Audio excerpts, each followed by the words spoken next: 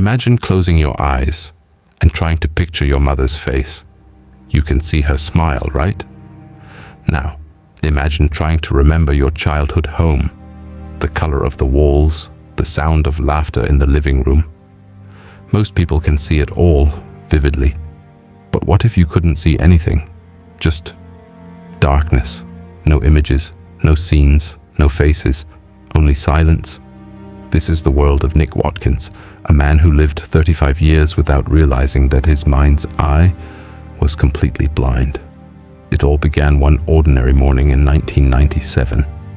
Nick was reading a newspaper column written by one of his favorite writers. In that column, the writer described a childhood memory, not just what he saw, but what he heard, smelled, and felt. The warmth of the sun, the rustle of the trees, the sound of his mother's voice. As Nick read those words, something struck him. Something impossible. He suddenly realized, wait, people can actually see these things in their minds? For his entire life, Nick thought phrases like picture this or visualize that were just metaphors, ways of saying, think about it.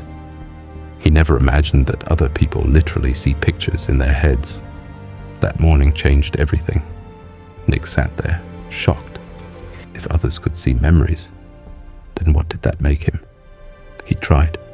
He closed his eyes and forced himself to imagine his mother's face. Nothing. No image, no color, no light.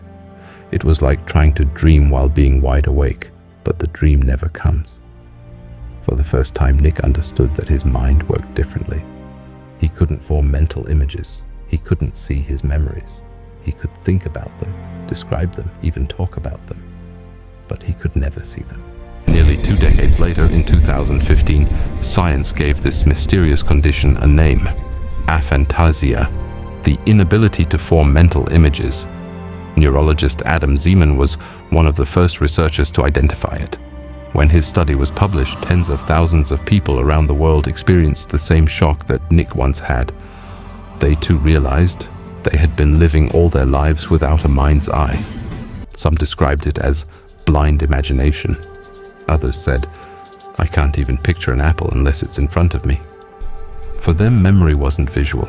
It was verbal, logical, emotional. Their minds remembered through words and facts, not pictures. But this discovery raised deeper questions. What does it mean to remember something if you can't see it?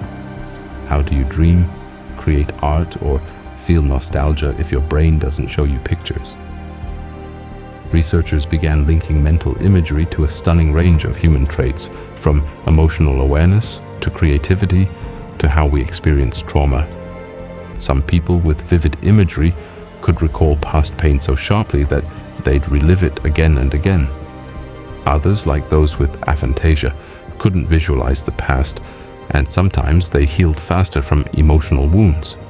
It was as if the mind's eye, so powerful for imagination, was also capable of hurting us.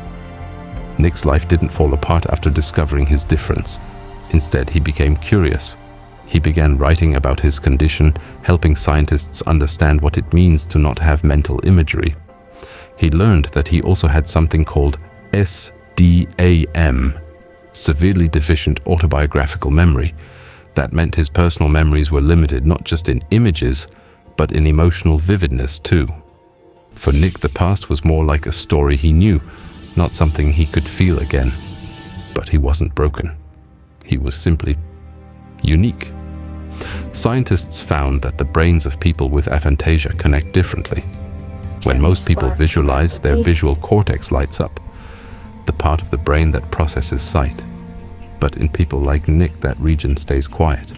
Yet they can still dream vividly during sleep, which adds another layer of mystery.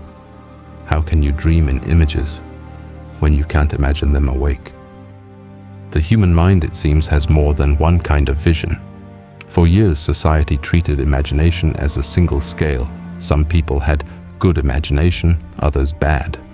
But aphantasia revealed something revolutionary. There are many kinds of imagination. Some people paint with pictures. Others, like Nick, paint with ideas, logic, or emotions.